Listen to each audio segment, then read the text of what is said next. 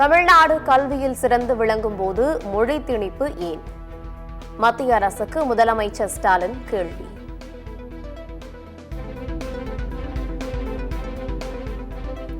மும்மொழிக் கொள்கையில் தமிழ்நாட்டின் நிலைப்பாட்டை அமைச்சர் பிடிஆர் பழனிவேல் தியாகராஜன் தெள்ளத் தெளிவாக விளக்கியுள்ளார். முதலமைச்சர் மு க ஸ்டாலின் பாராட்டு. மும்மொழிக் கொள்கையால் கல்வியில் சிறந்து விளங்கும் மாநிலத்தை குறிப்பிட்டு காட்ட முடியுமா? மத்திய அமைச்சர்களுக்கு தமிழக தகவல் தொழில்நுட்பத்துறை அமைச்சர் பிடிஆர் பழனிவேல் தியாகராஜன் சரமாரி கேள்வி.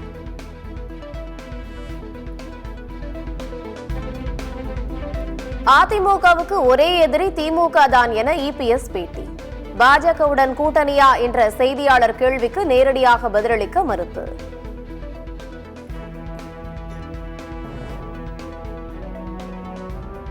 அதிமுகவுடன் கூட்டணியா என்ற கேள்விக்கு பாஜக தலைவர் அண்ணாமலை பதில்.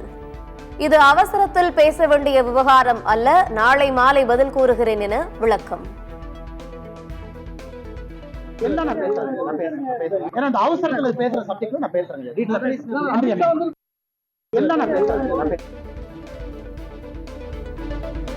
தேமுதிகவிற்கு ராஜ்யசபா சீட்டு தருவோம் என அதிமுக கூறியதா என இபிஎஸ் பேட்டியால் பரபரப்பு.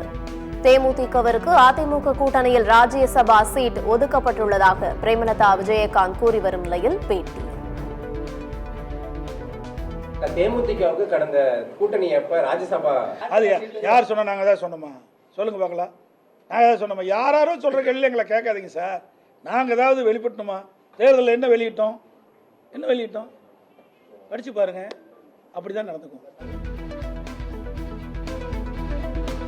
மாநிலங்களவை சீட் குறித்த கேள்விக்கு அமைதி காத்த பிரேமலதா விஜயகாந்த் செய்தியாளர்களின் கேள்விக்கு பதிலளிக்காமல் நடந்து சென்றார்.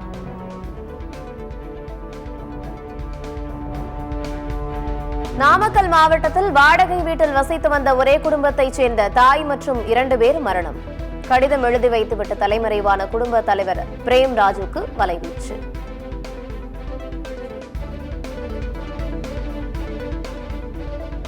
நெல்லை தாமிரபரணியில் கழிவுநீர் கலப்பதை தடுக்க கோரிய வழக்கு. புதிதாக பொறுப்பேற்ற ஆட்சியர் அவகாசம் கோரியதால் வழக்கு விசாரணை வரும் 18ஆம் தேதிக்கு ஒத்திவைப்பு.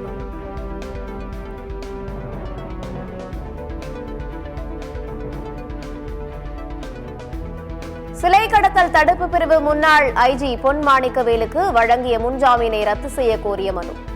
நீதிமன்ற நிபந்தனைகளை மீறி பொன் மாணிக்கவேல் சாட்சிகளை மிரட்டுவதாக குற்றச்சாட்டு.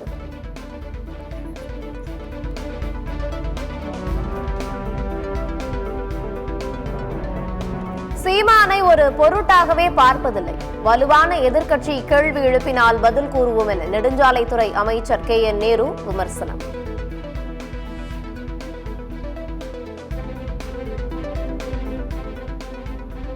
சென்னை உயர்நீதிமன்றத்திற்கு சக்திவேல், தனபால், சின்னசாமி, குமரப்பன், ராஜசேகர் ஆகியோர் நிரந்தர நீதிபதிகளாக நியமனம். கொலீஜியத்தின் பரிந்துரையை ஏற்று குடியரசுத் தலைவர் திரௌபதி முர்மு உத்தரவு.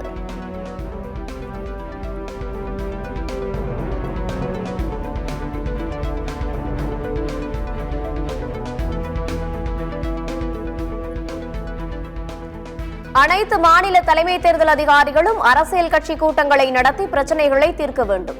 இந்திய தேர்தல் ஆணையம் அறிவுறுத்தல்.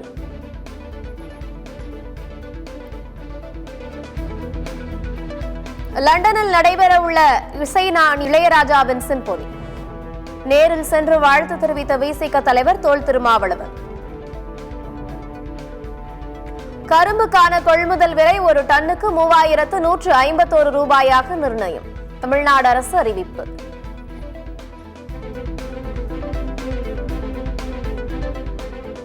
பட்ஜெட்டில் குறைந்தது 25 மினி விளையாட்டு அரங்கத்தை கட்டுவதற்கான அறிவிப்பு வெளியிடப்படும். துணை முதலமைச்சர் உதயநிதி பேட்டி. காற்றில் கரையும் கற்பூரம் போல அமமுக கரைந்து கொண்டிருக்கிறது. டிடிவி விமர்சனத்திற்கு முன்னாள் அமைச்சர் RB உதயகுமார் பதிலடி.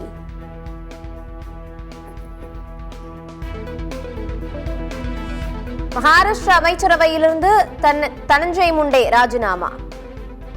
சர்பஞ்ச் சந்தோஷ் தேஷ்முக் கொலை வழக்கில் அமைச்சரின் உதவியாளருக்கு நீதிமன்ற காவல் விடுவிக்கப்பட்டதை அடுத்து பதவி விலகல்.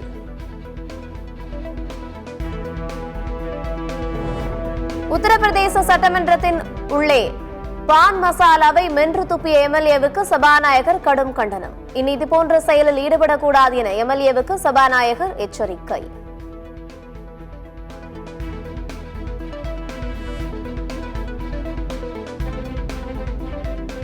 ஃபிட்டான ஆட்கள் வேண்டுமென்றால் மாடலிங் போட்டிக்கு சென்று அனைத்து மாடல்களை தேர்ந்தெடுங்கள்.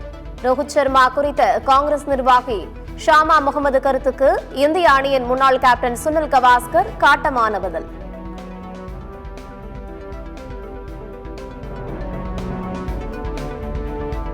தென்கிழக்கு ஆசிய நாடான பிலிப்பைன்ஸில் வெயில் சுட்டரிப்பதால் மக்கள் கடும் அவதி. பகல் நேரத்தில் பொதுமக்கள் அச்சமின்றி வெளியே வர வேண்டாம் என்று எச்சரிக்கை.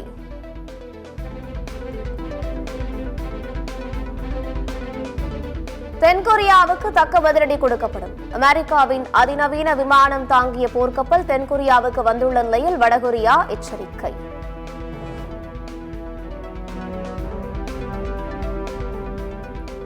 சர்வதேச ஒருநாள் போட்டியில் தொடர்ந்து 14வது முறையாக டாஸில் தோற்ற இந்திய அணி. 2023 நடந்த ஆஸ்திரேலியாவுக்கு எதிரான போட்டியிலிருந்து இன்று வரை அனைத்து ஒருநாள் போட்டியிலும் டாஸ்களிலும் தோல்வி.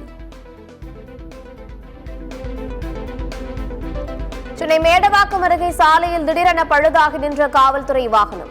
சுமார் 1 மணி நேரத்திற்கு பின் கிரேன் மூலம் அகற்றப்பட்டதால் சிறிது நேரம் போக்குவரத்து பாதிப்பு.